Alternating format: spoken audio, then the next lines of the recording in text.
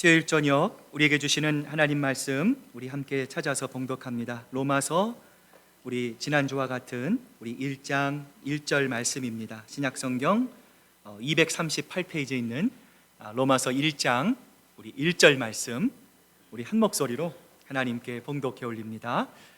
예수 그리스도의 종 바울은 사도로 부르심을 받아 하나님의 복음을 위하여 택정함을 입었으니. 아멘. 하나님의 말씀입니다. 자, 우리 한번 옆에 보시면 참 우리 귀한 분들이 있습니다. 한번 보시면서 정말 잘 오셨습니다. 함께 예배드리게 돼서 감사합니다. 인사 나누시기를 바랍니다. 우리 로마서 1장 1절에는 사도 바울의 세 가지의 자기 인식이 있습니다. 내가 이런 사람입니다. 나는 이러한 목표를 향해서 달려갑니다. 나의 소망과 비전은 이렇습니다 라는 것을 내 마음속에 가지고 살아가는 것이 굉장히 중요하죠. 자, 우리 지난주는 사도 바울이 나는 그리스도의 종입니다 라고 하는 첫 번째 사도 바울의 자기 인식을 살펴보았습니다. 자, 이어서 사도 바울은 두 번째로 스스로를 사도라 인식하고 있는데요. 자, 오늘 본문을 보면 사도 바울이 이렇게 고백합니다. 예수 그리스도의 종 바울은 사도로 부르심을 받아 하나님의 복음을 위하여 택정함을 입었다. 오늘 본문에 나오는 사도는 헬라어 아포스톨로스라고 하는 단어입니다. 이 단어의 의미는 당시에 로마의 황제로부터 모든 권위와 모든 전권을 이양받았다라고 하는 의미로 사용되는 단어가 바로 이 사도, 이 아포스톨로스라고 하는 단어예요. 자, 그런데 사도 바울은 이 아포스톨로스라고 하는 단어에 예수 그리스도를 넣습니다. 자신은 황제의 아포스톨로스가 아니라 예수 그리스도의 아포스톨로스로, 즉 예수 그리스도로부터 전권을 부여받은 나는 바로 주님의 전권 대사입니다. 오늘 본문을 통해서 우리에게 이렇게 소개하고 있는 거예요. 다시 말하면 황제의 아포스톨로스가 황제로부터 권위를 받습니다. 세상으로부터 그 위임을 받아서 그 사명과 사역을 감당하는 것처럼 바울은 뭐라고 고백하는 거예요? 나는 예수 그리스도로부터 부여받은 이 사명을 가지고 오직 예수 그리스도만을 위하여 사역한다라고 하는 그 사명의식을 자신의 심령 가운데 마음속에 기억하고 있다라는 거예요. 실제로 바울은 다메섹 도상에서 만난 주님께서 이 사도 바울에게 주셨던 그 사명을 바울은 늘 잊지 않았습니다. 그래서 바울은 사도행전 13장 47절을 보면 이렇게 고백합니다. 주께서 이와 같이 우리에게 명하시되 내가 너를 이방인의 빛으로 삼아 너로 땅끝까지 구원하게 하리라 하셨느니라 하니. 사도 바울은 사역을 하는 내내 하나님께서 자신에게 이런 사명을 주신 것에 대해서 너무나 감사했을 거예요. 그 하나님을 생각할 때마다 감사와 감격과 기쁨이 넘쳐났을 것입니다. 그리고 동시에 자기가 이 사명, 하나님께서 주시는 이 귀한 사명을 내가 어떻게 잘 감당할 수 있을지 바울은 날마다 생각하고 또 생각했을 거예요. 플로렌스 제드윅이라고 하는 여성이 있습니다. 이 여성이 1951년에 여성 최초로 영국 해협을 이 수영으로 건넌 최초의 여성이 되었어요. 자, 이듬해 이 체드윅이 또 다른 도전을 합니다.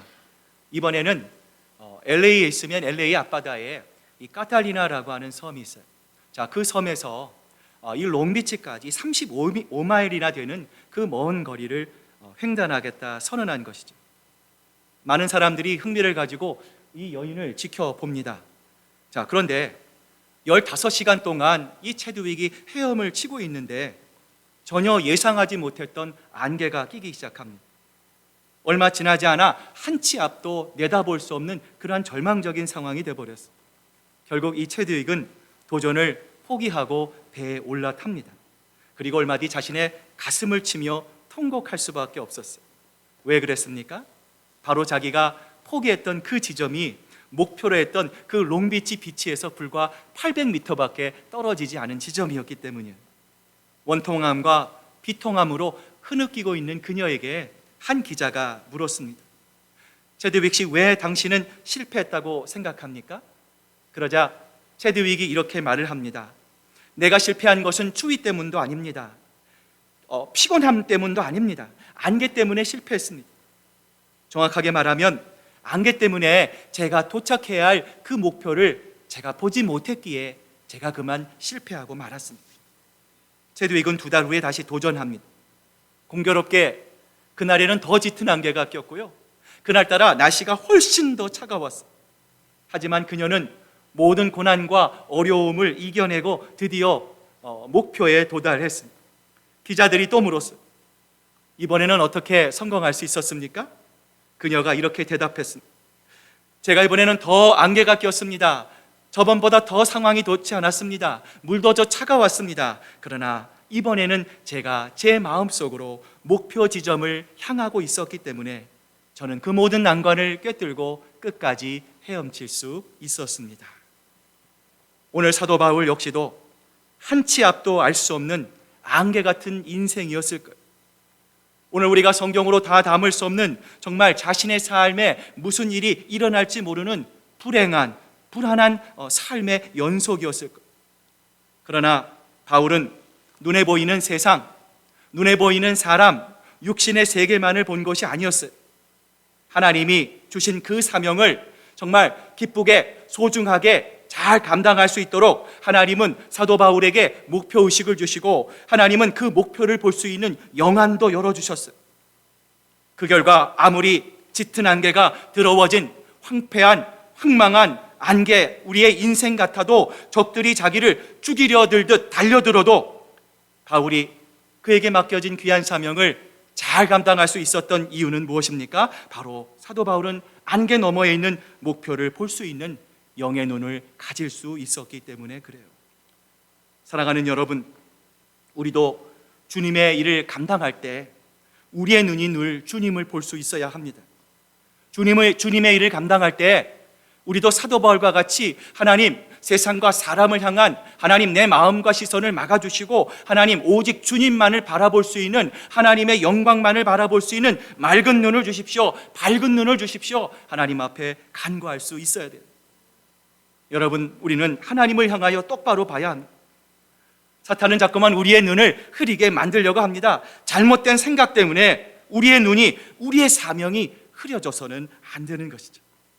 세상이 주는 영향에 물들어 세상과 사람만을 바라보는 시선에서 우리가 눈을 돌려 항상 하나님의 말씀으로 우리의 영의 눈을 닫고 날마다 성령의 손수건으로 눈을 씻어내서 하나님께서 또 여러분에게, 우리 모두에게 주신 사명, 그 고귀한 사명을 우리의 삶에서 잘 드러내며 살아가는, 하나님의 마음을 기쁘시게 하는 여러분 모두가 되시기를 주님의 이름으로 축복합니다. 자, 마지막으로 오늘 본문에 나타나 있는 사도 바울의 정체성이 있어요. 자, 그것이 바로 이 택정함입니다. 자, 오늘 본문 1절 말씀 같이 다시 한번 읽어봅니다. 시작. 예수 그리스도의 종 바울은 사도로 부르심을 받아 하나님의 복음을 위하여 택정함을 입었다. 내가 하나님의 복음을 위하여 무엇을 입었다고요? 택정함을 입었다는 거예요. 자, 이 택정함이라는 단어는 아포리조라고 하는 단어예요. 자, 이 아포리조라고 하는 단어는 따로라고 하는 아포라는 단어와 정하다라고 하는 이 호리조가 결합된 합성어예요. 자, 이런 맥락에서 오늘 이 아포리조의 뜻에 따라서 오늘 본문을 원어에 가깝게 번역해 보면 다음과 같습니다. 하나님의 복음을 위하여 따로 구별되어 부름받은 사도 그리스도의 종 바울은, 하나님의 종으로 정말 당당하고 하나님의 부르심 받은, 택정함을 받은 하나님의 사도로 정말 당당해 보이는 사도 바울의 모습이 아닐 수 없어요. 예전에 코카콜라의 회장이 이런 유명한 말을 했지요. 내 혈관 속에는 피가 아니라 뭐가 흐르고 있습니까? 코카콜라가 흐르고 있다. 그가 이렇게 고백했어요. 한번 생각해 보세요. 내가 하는 사명, 내가 하는 일에 정말 얼마나 자부심이 있다면 과연 이렇게 말을 할 수 있을까요? 그렇다면 주님의 일을 감당하는 우리들은 어떻습니까? 우리가 주님을 위해서 찬양하고 우리가 주님을 위해서 반주하고, 우리가 주님을 위해서 아이들을 가르치고, 우리가 주님을 위해서 주방에서 수고하고, 우리가 초원에서 함께 쉐어링을 하고, 우리가 예배를 관리하고 주님의 일을 감당하는 우리들은 과연 어떻습니까? 오늘 우리들도 사도 바울과 같이 내 혈관 속에는, 내 심령 속에는 지금도 예수 그리스도의 보혈의 피가 흐르고 있습니다. 내 혈관 속에는 예수 그리스도께서 나에게 주신 그 소중한 사명이 지금도 내 몸속에 흐르고 있습니다. 이러한 하나님이 주신 분명한 자기 확신을 가지고 우리가 목사로, 장로로, 권사로, 집사로 하나님과 하나님의 몸된 교회를 섬길 수 있다면 얼마나 행복할 수 있겠어요. 사랑하는 여러분, 여러분도 이 비밀을 깨달아서 바울과 같이 나도 하나님께서 주신 이 귀한 사명을 가지고 합니다. 하나님, 주님께서 주신 이 복된 은혜가 언제나 내 삶 가운데 충만합니다. 매일매일 주님과 고백하며 자랑스럽게 주님을 향해 나가는 여러분 모두 되시기를 소망합니다. 그런데 여러분, 여기 중요한 것이 있어요. 자, 하나님이 나에게 이런 확신을 주셨구나. 하나님이 나를 종으로, 하나님께서 나를 사도로, 하나님께서 나를 택정하셨구나. 사도 바울이 이 세 가지를 과연 언제 깨달았을까요? 자, 갈라디아서 1장 15절에 보면요, 바울이 이렇게 고백해요. 그러나 내 어머니의 태로부터 나를 택정하시고 그 은혜로 부르신 이가. 여러분, 여기 본문에 나오는 이 택정이 오늘 본문 로마서 1장 1절에 나오는 이 택하심, 아포카리조와 똑같은 말이에요. 자, 그러니까 하나님께서 언제 이 일을 위하여 사도 바울을 따로 구별하고 따로 그를 택정하셨을까요? 언제 하나님께서 사도 바울을 택정하셨습니까? 그가 이 세상에 태어나기 전부터, 그가 어머니 뱃속에 있었을 때부터, 그의 형질이 갖추어지기 전부터, 하나님은 아주 오래 전부터 하나님은 이미 사도 바울을 택정하셨다는 거예요. 하나님은 사도 바울을 구별하셨다는 거예요. 그런데 이러한 하나님의 하늘을 두루마리 삼고 바다를 먹물 삼고 우리가 감히 이해할 수 없는 우리를 향한 이 하나님의 마음, 사도 바울을 향한 이 하나님의 마음을 사도 바울은 과연 언제부터 알 수 있게 되었을까요? 바로 사도행전에 나오는 다메섹 도상에서 예수님을 만난 이후부터 아닙니까? 사랑하는 여러분, 하나님의 마음, 사도 바울을 택정하시고 사도 바울을 향한 그 하나님의 마음을 깨달을 때까지의 그 시간의 차이가 여러분 느껴지십니까? 하나님은 바울이 태어나기 전부터, 그가 어머니의 뱃속에 있을 때부터 이미 사도 바울을 사랑하셨습니다. 그를 하나님의 사도로 하나님께서는 택정하셨어요. 그럼에도 불구하고 바울은 왜 그토록 오랜 시간 동안 방황할 수밖에 없었을까요? 왜 그렇습니까? 하나님께서 미리 정하신 역할, 하나님께서 미리 정하신 그 사명을 사도 바울은요 깨닫지 못했기 때문은 아닙니까? 사랑하는 여러분, 그러므로 하나님의 뜻과 우리의 순종, 이 사이에 존재하는 시간적인 간격을 어떻게 좁힐 수 있느냐가 중요한 거예요. 우리가 이 간격을 좁히면 좁힐수록, 우리가 빨리 하나님의 마음을 깨달으면 깨달을수록 우리의 인생은 하나님께서 주시는 지혜와 축복으로 빛나게 될 거예요. 그런데 안타깝게도 우리가 이 시간의 간격을 좁히지 못하고 여전히 몸은 우리가 교회에 있지만, 신앙생활 하지만 여전히 하나님의 이 마음, 우리를 향한 불같은 하나님의 열심, 그 하나님의 뜨거운 사랑의 마음을 우리가 깨닫지 못한다면 우리는 여전히 이 세상 가운데 살다가 가는 그런 안타까운 인생으로 끝나버릴 수도 있다라는 것이죠. 우리들이 잘 아는 예레미야 선지자가 있습니다.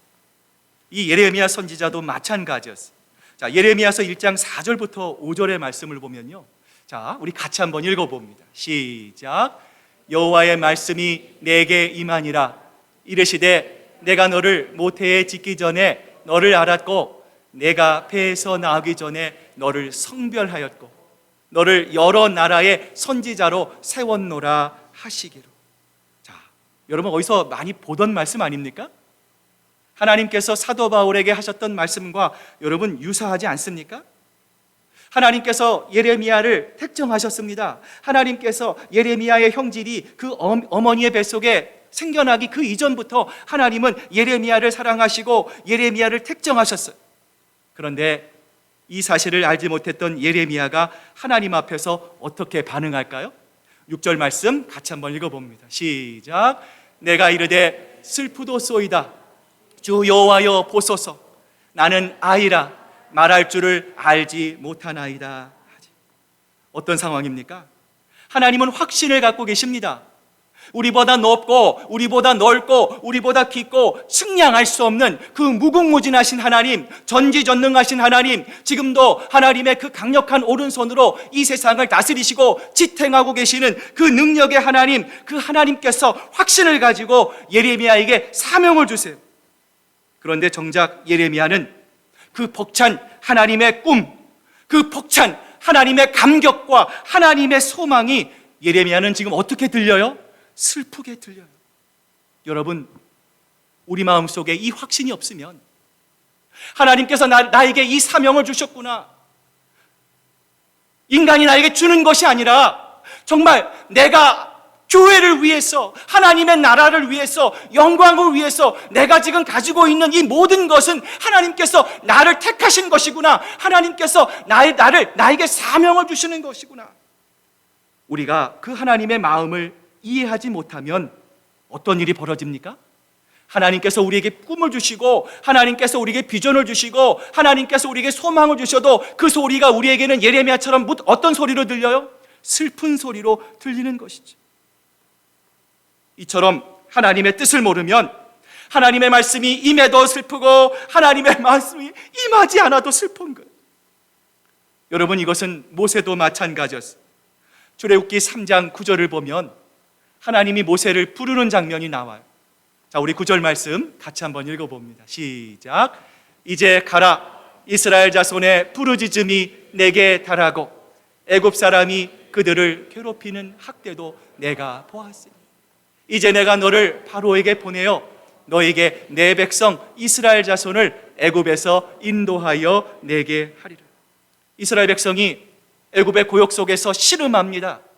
그들이 하나님께 부르짖습니다. 주여 부르짖어요.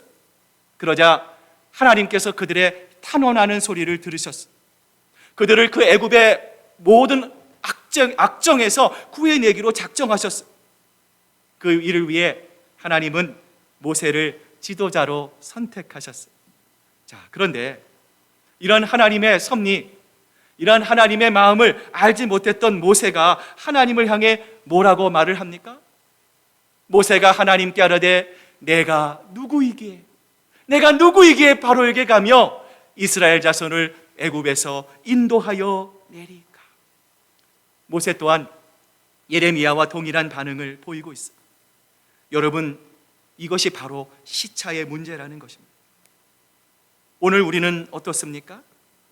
하나님께서 우리가 이 세상에 태어나기 전부터, 하나님께서 우리가 어머니의 뱃속에 있기 전부터 하나님의 나라와 하나님의 영광을 위하여 우리를 택정하시고 우리를 지목하시고 우리에게 소명을 주시고 우리에게 사명을 주셔서 하나님께서 우리를 이 땅에 보내주셨. 우리가 매일 하는 소리는 무엇입니까? 혹시라도 우리를 부르신 하나님을 향해 하나님, 저를 잘 알고 계시지 않습니까? 하나님, 저는 이 일을 감당할 수 있는 능력도 없고 자격도 없습니다. 아무리 말씀하셔도 절대로 하지 못하겠습니다. 하나님, 그러니 모든 것을 없던 것으로 해주세요. 혹시라도 하나님 앞에 이렇게 고백하고 있지는 않습니까? 사랑하는 여러분, 이러한 우리의 연약한 모습에 실망하지 마시기를 바랍니다. 모세와 예레미야는 그 시작이 미약했지만 그들이 하나님께 쓰임받는, 하나님의 귀한 일을 감당하는 하나님의 위대한 사람으로 사용받을 수 있을 것처럼 오늘 우리들도 혼미한 자기 인식을 가지고 있습니다. 하나님이 보셨을 때 여전히 함량미달인 모습일 수 있습니다. 여전히 연약한 믿음입니다. 그러나 우리도 하나님께서 붙잡아 주시고 하나님께서 말씀 가운데 그 말씀으로 우리를 깨우쳐 주시고 말씀으로 우리를 가르쳐 주시면 나중에 이 특정함의 비밀을 깨달아 아름답고 위대한 하나님의 사람으로 쓰임받을 수 있게 될 줄로 믿습니다. 어린 시절에 여러분 주변 사람들로부터 제일 많이 듣던 소리가 뭡니까? 어떤 소리를 제일 많이 들으셨어요? 너는 왜 이렇게 공부를 잘하니? 공부 좀 이제 그만해라. 이런 소리 들으셨습니까? 너는 왜 그렇게 알아서 모든 일을 다 척척하니? 대단하다. 이런 말씀만 듣고 살으셨습니까? 아니죠. 여러분 어렸을 때 우리가 제일 많이 들은 소리가 무엇입니까? 너는 언제쯤 철이 들래? 너는 언제쯤 사람 고시를 할래? 너 앞가림 언제 할래? 우리가 이런 말 많이 듣지 않습니까? 여러분 영적으로도 마찬가지예요. 하나님이 우리를 보셨을 때 우리는 어떤 모습입니까? 하나님 제가 완벽합니다. 하나님 제가 신앙의 연수가 이 정도 됐으니까 하나님 최소한 제가 부끄럽지는 않지 않겠습니까? 여러분 하나님 앞에서 이렇게 말할 수 있는 사람은 아무도 없어요. 우리가 하나님 앞에 섰을 때 우리는 자동적으로 하나님 앞에 고개가 숙일 수밖에 없습니다. 하나님 정말 저는 미성숙합니다. 하나님 아직 저는 철이 들지 않았습니다. 고백할 수밖에 없는 우리들이에요. 그러나 언젠가 우리가 하나님의 은혜로 내가 하나님으로부터 이러한 택정함을 받은 존재이로구나. 나는 세상에 그저 왔다가 그저 사라지는 안개와 같은 존재가 아니라 정말 하나님께서 보석같이 여기는 그러한 소중한 존재이로구나. 이러한 우리를 향한, 여러분을 향한 하나님의 택정하심을 우리가 알게 되는 그 비밀을 자각하게 되는 순간이 올 거예요. 그 순간이 바로 우리가 영적으로 철이 드는 순간이에요. 그러므로 우리가 예수님 오래 믿고 우리가 신앙생활 오래 했다고 하면서 하나님 내가 이 일을 감당할 수 없습니다. 하나님 내가 누구이기에 이 일을 할 수 있겠습니까? 우리는 하나님께 이렇게 외치면 안 되는 것이죠. 이제 우리의 연약한 자리, 우리의 부족한 자리를 떨치고 일어나 나를 사랑하시고 나를 택정하신 하나님의 비밀을 우리의 신앙의 삶 가운데 깨달을 수 있어야 합니다. 자, 그렇다면 이처럼 우리를 향하신 하나님의 택정하심의 비밀을 우리는 어떻게 해야 깨달을 수 있을까요? 자, 한번 따라해 보시길 바랍니다. 삶의 의미를 깨달을 때 하나님의 마음을 알 수 있습니다. 세계 2차 세계대전 아우슈비츠 수용소에 갇혔다가 극적으로 살아난 이 빅터 프랭클이라고 하는 정신의학자가 있어요. 이분이 그 자신이 쓴 책을 통해서 이런 말을 합니다. 유태인 수용소에서 보니까 몸이 튼튼하고 머리가 좋은 스마트한 사람이 살아난 것이 아니라 그곳에서 살아난 사람은 바로 삶의 의미를 가진 사람들이 살아남았다. 그가 이렇게 고백을 했어요. 저도 이분의 책을 읽으면서 많은 도전을 받았어요. 여러분 우리가 이 세상을 살아가면서 하나님의 자녀로 우리가 이 땅을 살아가면서 우리가 하나님께 구해야 할 것이 있다면 무엇입니까? 하나님 나에게 물질을 주십시오. 하나님 나에게 명예를 주십시오. 하나님 내가 하는 이 일들을 내가 더 잘할 수 있도록 하나님 도와주십시오. 우리가 하나님께 이렇게 구해야 합니까? 우리가 하나님께 무엇을 구해야 합니까? 하나님 저도 제 삶의 의미를 깨닫기를 원합니다. 저도 하나님께서 이 일을 위하여 구별하여 택정하신 하나님의 사람임을 하나님 흔들림 없이 하나님 제가 기억하고 그 사명을 붙잡고 하나님 이 세상을 그 주님만을 바라보며 살아가기를 원합니다. 구해야 하지 않겠습니까?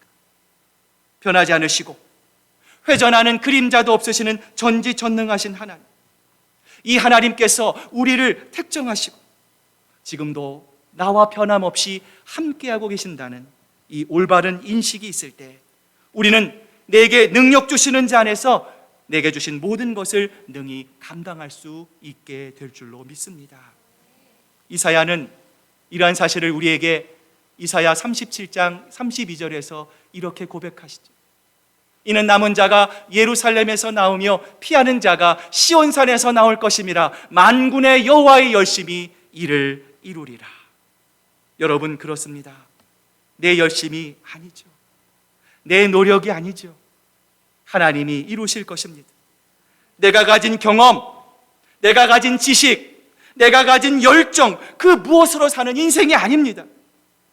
나는 여전히 부족하고 하나님의 기준에서 볼 때는 여전히 함량 미달이지만, 이런 나를 하나님이 사랑하시고 이런 나를 하나님이 택정하여 부르시고 이런 나를 통해 하나님은 지금도 앞으로도 미래도 하나님의 놀라운 역사를 이루어 나가실 것입니다. 바울은 바로 이러한 사실을 알고 있었어요. 그래서 그는 고린도전서 15장 10절에서 그는 확신에 찬 고백을 오늘 이 말씀을 듣고 있는 우리들을 향해서 선포하고 있습니다. 자, 우리 고린도전서 15장 우리 10절 말씀 우리 함께 읽겠습니다. 시작. 그러나 내가 나 된 것은 하나님의 은혜로 된 것이니 내게 주신 그의 은혜가 헛되지 아니하여 내가 모든 사도보다 더 많이 수고하였으나 내가 한 것이 아니요 오직 나와 함께 하신 하나님의. 사도 바울이 고백하지 않습니까? 내가 한 것이 아닙니다. 내가 수고한 것이 아닙니다. 그것은 오직 나와 함께 하신 하나님의 은혜입니다. 우리가 이 법칙을 깨달을 수 있다면 반복적인 우리의 삶에 변화가 없어서 초조하고 세상이 주는 두려움 가운데 전전긍긍하는 우리의 삶에 하나님이 주시는 영적인 법칙이, 영적인 혁명이 일어나게 될 것입니다. 생각해 보십시오. 이러한 고백을 하는 사람, 내 힘으로 하는 것이 아닙니다. 내 수고로 하는 것이 아닙니다. 내 노력으로 하는 것이 아닙니다. 모든 것은 하나님의 은혜입니다.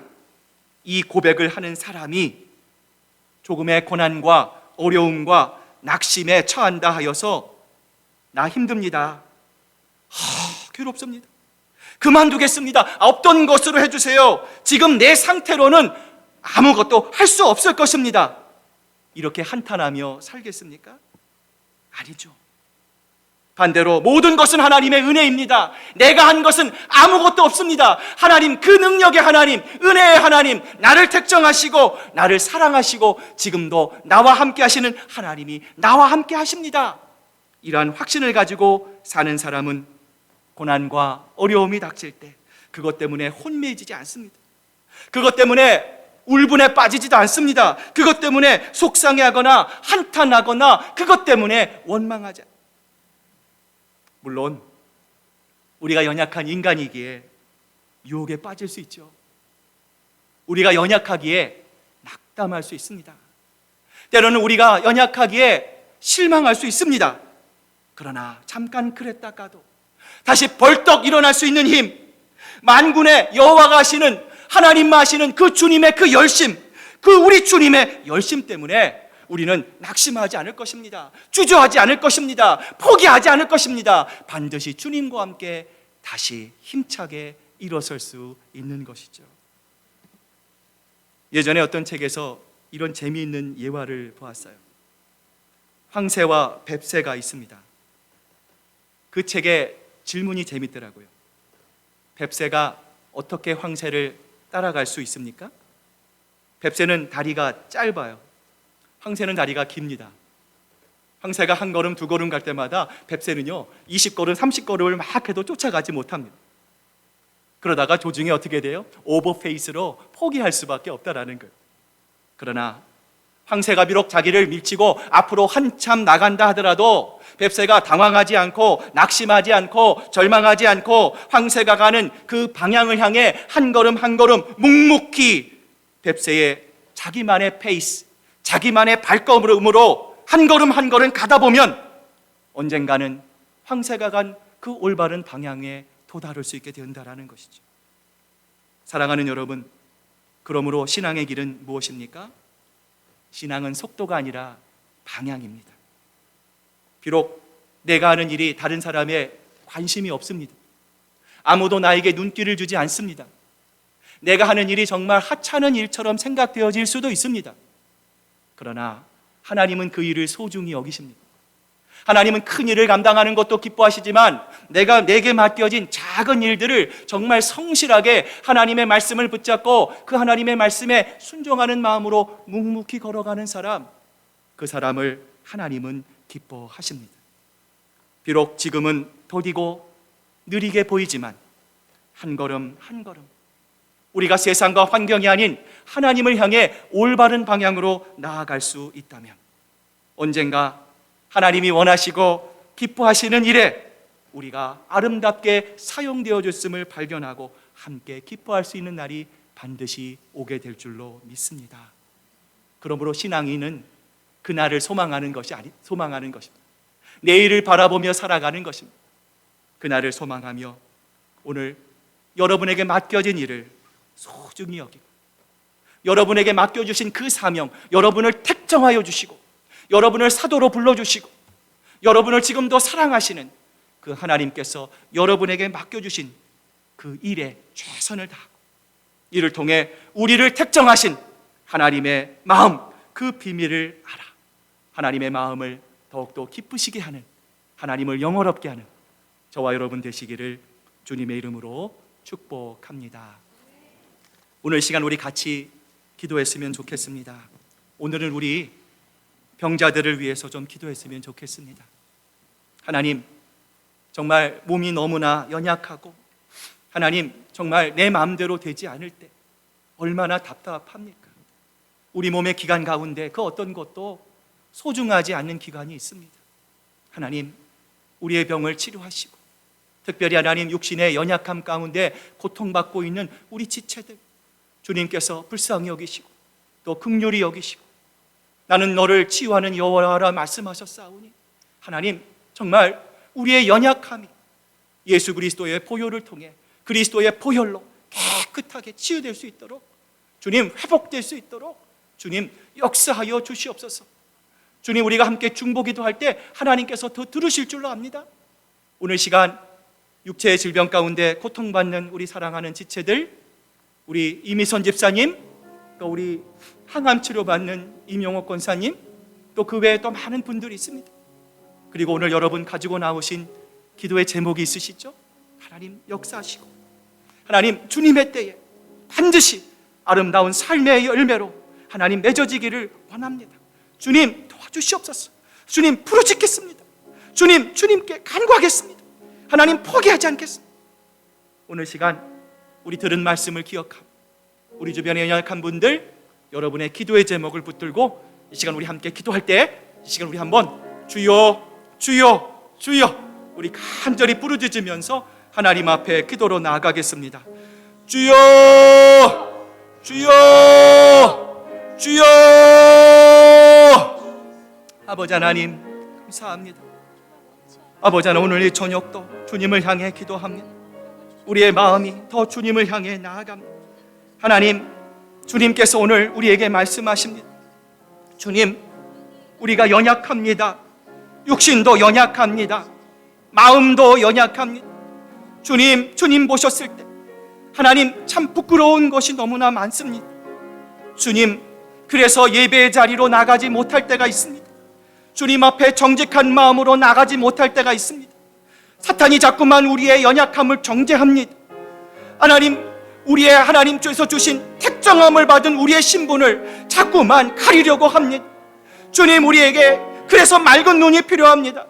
날마다 하나님의 말씀으로, 성령의 손수건으로 우리의 마음을 닦아야 합니다. 주님, 그렇지 않고서는 우리가 올바른 마음으로, 하나님 기쁜 마음으로 주님 앞에 걸어갈 수가 없습니다. 하나님 앞에 나갈 수가 없습니다. 주님, 오늘 시간 기도합니다. 육신의 연약감 가운데 고통받는 사랑하는 지체들이 있습니다. 주여, 그들을 긍휼을 베풀어 주시고, 아버지여 불쌍히 여겨 주시옵소서. 한량없는 하나님의 은혜와 치유의 은혜로 하나님 회복시켜 주시옵소서. 주님, 여호와 라파의 하나님, 대의원 되시는 예수 그리스도, 아버지 하나님, 우리의 모든 삶을 주장하시고 하나님의 은혜와 뜻 가운데 하나님 한 영혼 한 영혼을 소중히 여기시는 주님, 오늘 이 시간 기도하는 우리 성도들 가운데 육신의 질병을 통과하는 성도들이 있습니까? 주님, 그 약함을 주님 치유하여 주시고, 주님 말씀으로 회복시켜 주시고, 우리의 몸뿐만 아니라 하나님 우리의 마음과 영혼도 하나님 안에서 온전케 되기를 원합니다. 치유하기를 원합니다. 세상이 줄 수 없는 진정한 자유함과 기쁨을 경험할 수 있기를 원합니다. 아버지, 세상의 모든 무거운 짐들을 아버지 예수 그리스도의 십자가 앞에 내려놓기를 원합니다. 사람을 보았던 하나님 우리의 눈길을 다시금 주님을 향해 내어놓기를 원합니다. 주님, 맑은 마음 주시고 넓은 마음 주시옵소서. 성령 충만하게 하여 주시옵소서. 하나님, 세상에 보이는 것에 위축되지 않게 도와주시옵소서. 하나님, 우리 한 영혼 한 영혼이 하나님 정말 우리의 이웃과 내 주변에 있는 귀한 사랑하는 성도들을 세울 수 있는 영적인 분위기로 하나님 세워주시고, 아버지를 통해 하나님 우리 교회가 더 건강한 교회, 하나님이 보시기 아름다운 귀하고 복된 교회로 세워질 수 있도록 아버지 하나님 역사하여 주시옵소서. 성령 하나님 붙잡아 주시옵소서. 한량없는 하나님의 은혜로 아버지 하나님 인도하여 주시옵소서. 아버지 하나님 도와주시옵소서.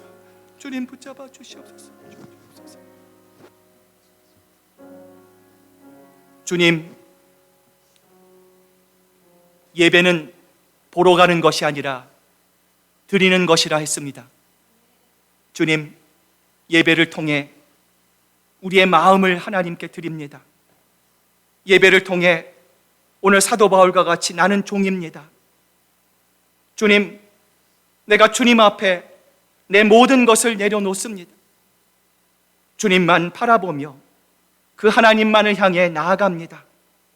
고백할 때 오늘 하나님께서 우리를 택정하신 하나님의 위대한 비밀을 하나님께서 우리의 심령 가운데 깨닫게 해 주실 것입니다.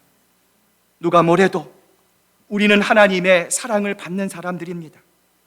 우리가 하는 일이 실패할 수 없는 이유는 그것이 바로 우리가 하는 것이 아니라 하나님의 열심히 우리와 함께 하시기 때문임을 믿습니다.